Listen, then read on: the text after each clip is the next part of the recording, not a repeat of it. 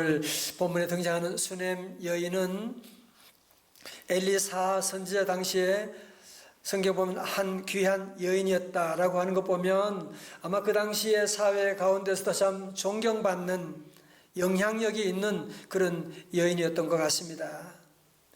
뿐만 아니라 이 여인은 믿음이 너무너무 좋아요. 하나님의 살아계심을 믿고 또 하나님의 종인 엘리사를 극진히 대접하는 거예요. 그래서 엘리사를 위해서 게스트룸도 만들어가지고 주고 침대와 모든 책상도 다 준비해 줄 정도로 주의 종을 잘 섬기며 나가고 있었는데, 엘리사 선지자가 수넴 여인이 너무 잘해주고 믿음이 참 좋은데 저분 그 가정 형편을 한번 살펴보라고 했더니만 게하시가 시종이 와서 하는 말이, 그 집에 보니까 아들이 없네요.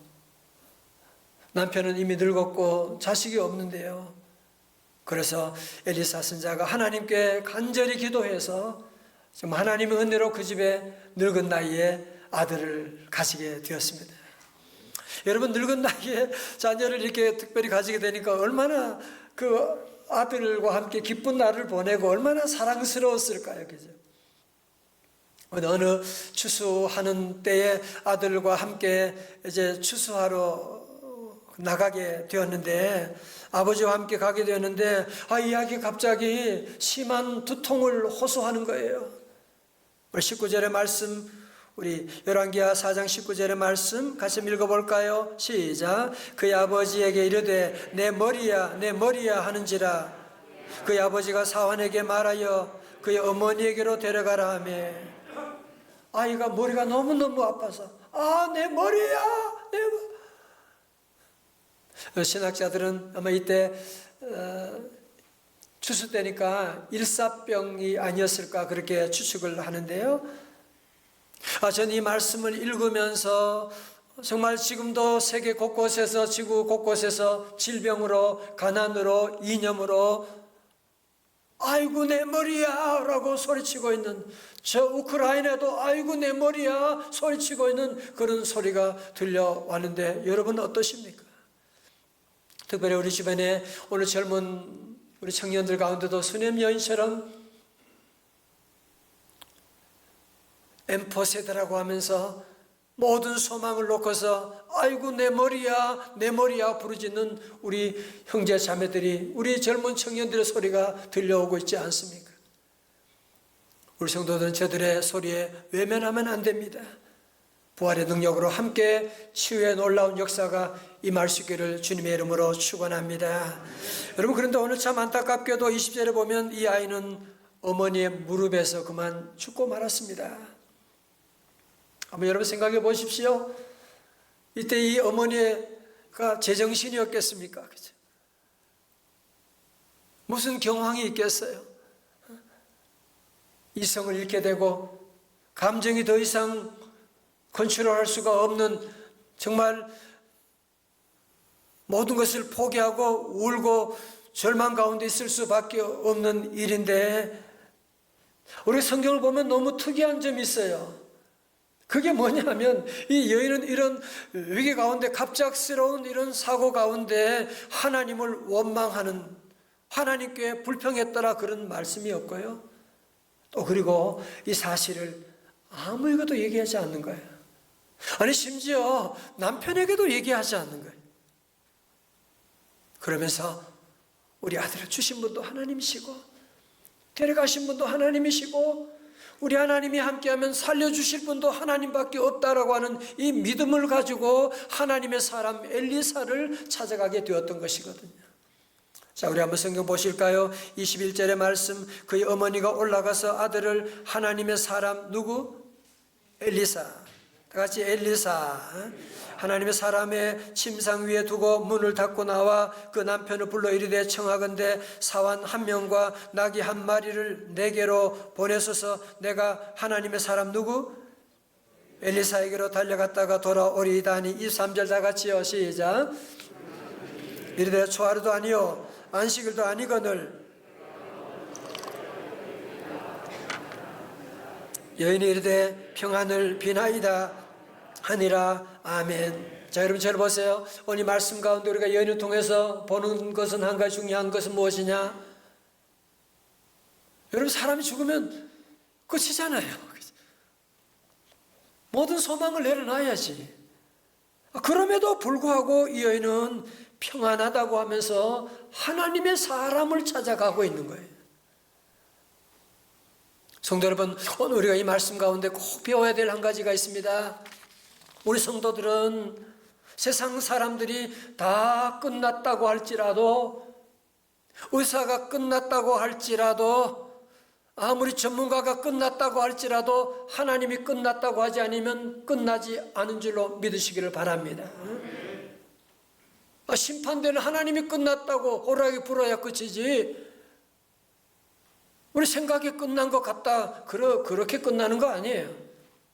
그래서 우리 성도들은 끝났다, 정말 우리 가정이 끝났다, 우리 아이는 끝났다라고 할지 모르지만 오늘 이 여인처럼 오늘 여러분이 이 바쁜 가운데도 주의 전을 향하여 달려나오게 된 것처럼 하나님을 찾아 달려나가는 믿음 다 가지시기를 주님의 이름으로 축원합니다. 여러분 사실 그러나 엘리사를 찾아가는 일이 쉽지 않아요. 여러분 지금 엘리사는 어디 있느냐 하면 저 갈멜산에 있거든요. 갈멜산에 있어요. 수넴 여인은 지금 어디 있어요? 수넴 여인은 지금 어디 있어요? 수넴, 찬양대는 알면서 대답 안 하는 거예요. 수넴 여인은 지금 수넴에 있어요. 수넴에서 저 갈멜산까지 거리가 한 40-50km 되거든요. 여러분 나귀를 타고 가도 40-50km면 여기서 인천국제공항까지 거리더라고요. 멀잖아요, 그죠? 나귀를 타고 가도 하루 정도 걸리는 그 먼 거리를 이제 급하게 이제 여인이 달려가게 되는데요. 25절에 드디어 갈멜산으로 가서 하나님의 사람 누구? 엘리사에게로 나가니라. 하나님의 사람이 멀리서 그를 보고 자기 사원 게하시에게 이르되 저기 수넴 여인이 있도다. 너는 달려가서 그를 맞아 이르기를 너는 평안하냐? 네 남편이 평안하냐? 아이가 평안하냐? 하라 하였더니 여인이 대답하되 평안하다 하고. 여러분 이 여인은 게하시에게도 얘기하잖아요. 아들이 죽었다 그런 얘기하지 않고. 그러면서 27절에 산에 이르러 하나님의 사람에게 나가서 그 발을 아는지라. 정말 그 아들을 잃어버린 그 부모의 마음, 그 어머니의 마음, 망연자실하는 그 마음, 그래도 나의 소망은 하나님밖에 없다라고 하는 믿음을 가지고 그 먼 길을 종일 달려와서 엘리사의 무릎 앞에 무릎 꿇고서 그의 발을 꼭 끌어안았다고 하는, 정말 하나님의 도우심을 기다리며 주의 종을 꼭 붙잡게 되는. 여러분 그런데 이런 절박한 마음으로 달려온 이 여인에게 게하시가 어떻게 대하는지 보십시오. 게하시가 가까이 와서 그를 물리치고자 하며, 물론 게하시는 엘리사를 위해서 한 행동이라고 할지 모르지만 정말 이 여인이 어떤 아픔을 가지고 여기까지 왔는지, 무슨 눈물이 있는지 그 사정도 모르면서 물리친다고 하는 것은 너무 냉정하지 않습니까?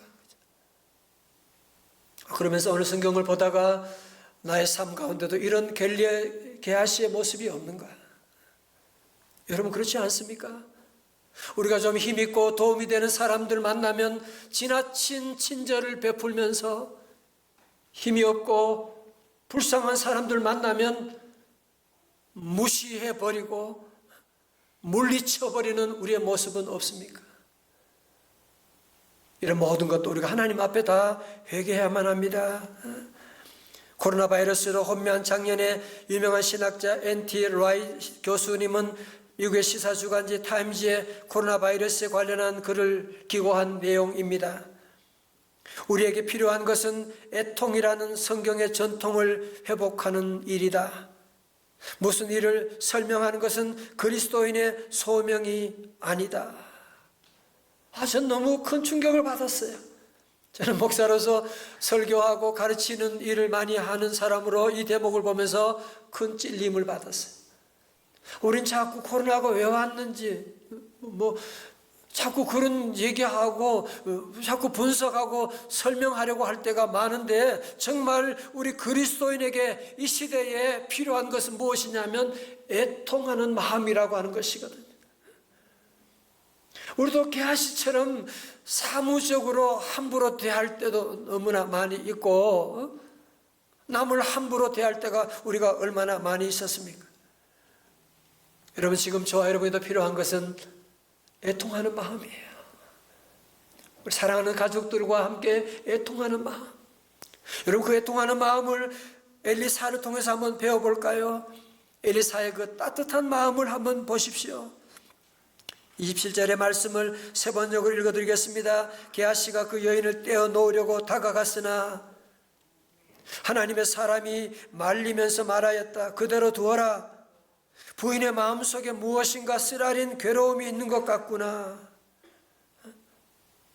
아니, 그 여인이 큰 슬픔이 있으니까 그 먼 길을 여기까지 달려왔지. 그러지 마. 여러분, 여기서 보면 엘리사 선자의 그 공감 능력이 돋보이지 않습니까? 그죠?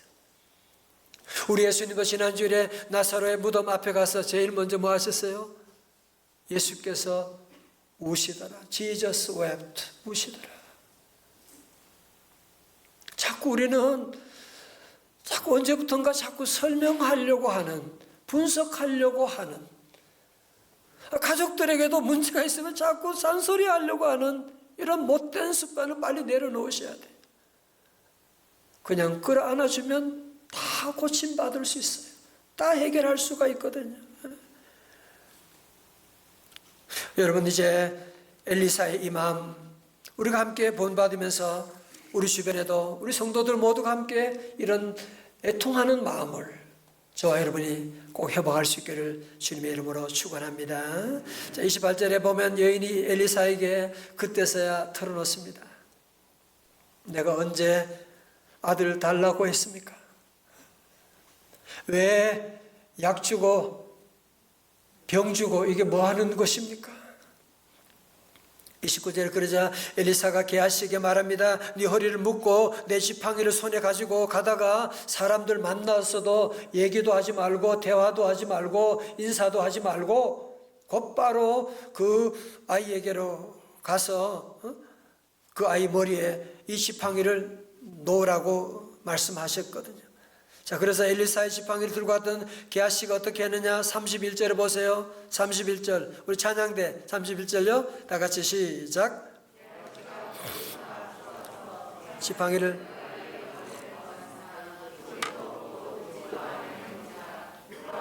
엘리사를 맞아 그에게 말하여 아이가 깨지 아니하였다 하니라. 아멘.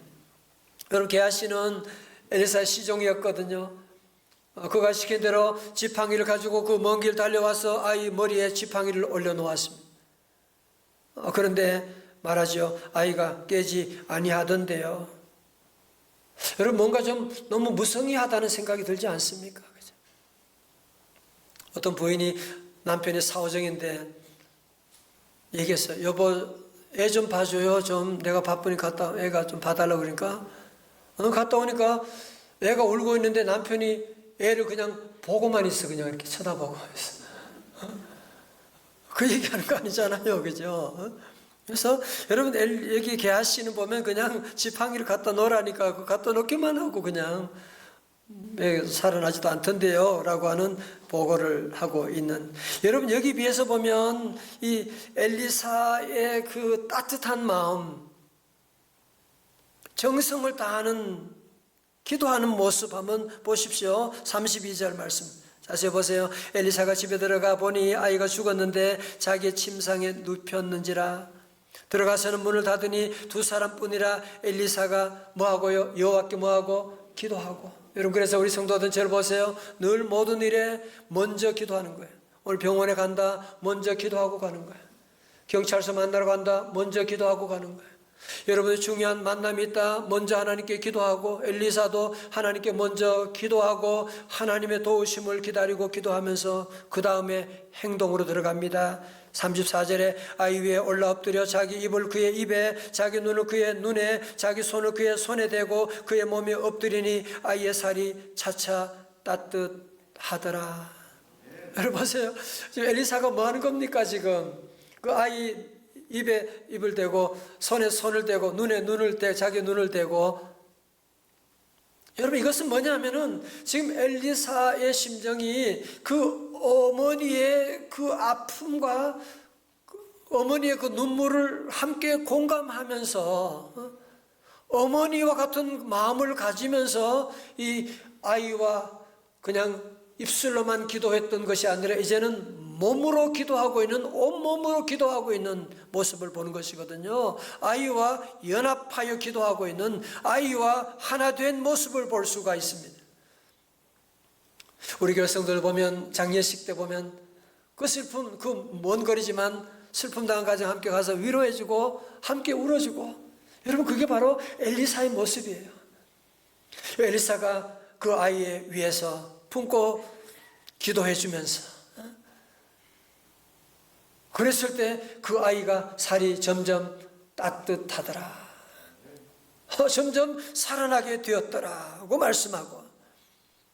성도는 그렇습니다. 우리 성도들도 우리 부활의 주님과 연합하고 부활의 영으로 우리 모든 성도들, 여러분 만나는 사람을 여러분이 안아주고 손을 잡아주고 기도해 나가게 되면 여러분을 통해서 만나는 사람에게 부활의 영이 역사하게 되어서 살아나는, 여러분의 자녀가 살아나는, 회사가 살아나는, 우리 가정이 살아나는 역사가 임할 줄로 믿습니다. 오늘 여러분 여기서 중요한 게하시와 엘리사의 차이가 뭐예요? 게하시는 그냥 지팡이만 가지고 갔잖아. 그렇지만 엘리사 손에는 지팡이는 없지만 하나님만을 신뢰하고 나가게 된 것이거든요. 나는 지팡이는 없지만 우리 하나님은 죽은 자도 살리시고 없는 것도 있게 하시는 분이시다 라고 하는 그 믿음을 가지고 나가게 되는, 그 믿음으로 나갔던 것이에요. 사랑하는 성도 여러분, 여러분 사는 동안에 때로 우리에게 지팡이가 없을 수가 있습니다. 나는 백이 이렇게, 난 아는 사람이 왜 이렇게도 없지만, 나는 좀 어디 가서 좀 부탁할 사람도 이렇게 없고. 여러분 그런 지팡이 너무 신경 쓰지 말아요. 우리가 살고 죽는, 성공하고 실패하는 것이 지팡이에 달려 있는 것이 아니라 오직 여호와 하나님께 달려 있는 줄로 믿습니다. 그래서 우리 성도들은 오늘도 바쁜 날이지만 주님께 나오게 되는 것입니다. 그래서 우리 성도들은 늘 이 부활의 주님을 우리가 늘 믿고 나가는 거예요. 여러분 가운데 그냥 지팡이만 들고 다니는, 그냥 성경만 들고 다니는 것은 그걸 가지고 종교생활이라고 해요. 능력이 없어요. 종교생활은 피곤해요. 또 주일이야, 또 교회 가야 돼, 봉사 또 해야 돼. 그러나 부활의 주님을 모시고 사는 사람은 부활의 주님이 함께 하는데, 여러분 가정에 저녁에 집에 돌아갈 때 기쁨으로 달려가는 것처럼 가족들이 기다리고 있고 하니까 마치 부활의 주님이 우리와 함께 하는데 기쁨으로 주의 전에 달려갈 수가 있게 되고, 우리 모든 성도들이 이제 부활절을 지나면서 모두 다시 한번 부활의 신앙을 회복하고 부활의 믿음으로 부활의 역사가 임하시기를 주님의 이름으로 축원합니다. 요즘 많은 성도들 신방하면서 그런 얘기 많이 해요. 그동안 내가 종교 생활했나 봐요. 이제 진짜 믿음 생활하기를, 정말 부활의 주님을 모시고 정말 예수님 제대로 믿고 싶어요. 그런 얘기를 많이 하는데 너무너무 감사한 일이죠. 여러분 너무너무 잘하고 계시는 거고요. 정말 그래야만 합니다. 돌아가신 예수님만 믿고 먼 옛날 죽은 다음에 부활하는 날이 오겠지 뭐. 여러분 그런 믿음은 현재는 아무런 능력이 없어요. 그러나 예수님은 I am the resurrection, 현재 부활의 주님을 믿고 나가게 되면 우리 아이가 어떻게 회복돼, 우리 집안이 어떻게 갑자기 어떻게 이런 일이 일어날 수 있는 그런 부활의 간증이 더하시기를 주님의 이름으로 축원합니다. 제가 한 글을 읽다가 참 많은 생각을 하게 하는 글이 있어서 소개하려고 합니다. 미국 이라크와 전쟁을 벌일 때 1991년 2월 27일에 루스 딜로이 부인이라는 분이 미국 국방부로부터 한 통의 편지를 받았습니다. 그 편지의 내용은 자신의 아들 클레이턴 카펜터 일병이 쿠웨이트에서 전쟁 중에 지뢰를 밟아서 전사했다는 통지였습니다. 루스 부인은 후에 전사자 통지를 받고 난 후 자신의 모습을 이렇게 표현했습니다. 그때 나의 슬픔과 충격은 어떻게 설명할 수 없는 것이었습니다. 정말 내가 감당할 수 없는 지경이었습니다. 3일간 나는 울었습니다. 3일간 나는 분노하며 울부짖었습니다. 사람들은 나를 위로하려고 했지만 아무런 도움이 되지 않았습니다. 제게 충격이 너무너무 컸습니다. 이렇게 3일 슬픔 중에 있던 그가 3일 후에 전화 한 통을 또 받게 됩니다. 그 전화는 바로 3일 전에 전사했다고 하는 아들의 전화였습니다. 엄마, 어머니, 저예요. 저 살아있어요. 무슨 말이야? 정말 확인해 보니까 정말 아들이 살아있는 것이고, 국방부에서 행정착오로 통지를 잘못 보내가지고 이런 끔찍한 그런 아픔을 경험하게 된 것이었고, 나중에 루스 부인은 그때 상황을 이렇게 표현합니다. 나는 웃었습니다. 그러다가 울었습니다. 세상에 붕 떠 있는 것 같았습니다. 분명히 죽은 줄 알았던 아들이 살아 있었습니다. 다른 사람들은 그때 내가 느꼈던 감정이 어떤 것인지 도저히 이해하지 못할 것입니다. 아들이 죽었다고 믿었는데 살아있다고 하는 소식을 들었을 때 그 기쁨을 누가 알 수가 있겠습니까? 그 감격을 누가 함께 느낄 수가 있겠습니까? 오늘 부활절 두 번째 주일 맞이한 우리 성도 여러분, 죽었던 줄 알았던 아들이 살아서 온다고 하는 이 기쁨, 얼마나 큰 기쁨이에요. 뿐만 아니라 그러나 이것과는 비교할 수 없는 우리 예수님이 죽으셨다가 다시 살아나시고 우리와 함께 계시다고 하는, 다 같이 아멘. 여러분이 이 믿음을 회복하게 되면 부활의 주님이 살아나셨고 그 주님이 나와 함께 하시다고 하는 믿음을 회복하게 되면 우리가 기뻐 뛰며 찬양하며 살아갈 수밖에 없지 않겠습니까? 사랑하는 성도 여러분, 이제 우리 모두 부활의 이 기쁨을 우리 모든 성도들이 회복하고, 우리 예수님은 무덤 문을 여시고 부활하시고, 세상의 모든 종교들은 다 죽은 신을 믿잖아요. 그죠? 우리는 살아계신 하나님, 우리와 함께 하신 분을 믿고 있는데, 정말 이제는 코로나 이후에 저와 여러분이 진짜 믿음 생활 한번 해보지 않으시겠습니까? 성도 여러분, 봄이 되면 꽃이 피는 것을 누가 막을 수가 있겠어요? 새가 노래 부르는 것을 누가 막을 수가 있겠어요? 부활의 주님 모시고 있는, 부활의 영을 모시고 있는 저와 여러분을 어떻게 부활의 능력을, 부활의 기적을 막을 수 있는 사람이 누가 있겠습니까? 이제 우리 성도들, 우리 주변에 고통 가운데 있는, 정말 아이고 머리야, 아이고 우리 사업 어떡해, 여러분 신음하는 소리가 여러분 주변에 들리지 않습니까? 요즘 모든 성도들은 게하시처럼 그냥 지팡이만 가지고 너무 냉정하게 그러지 말아요. 너무 사무적으로 이제는 그러지 말자고요.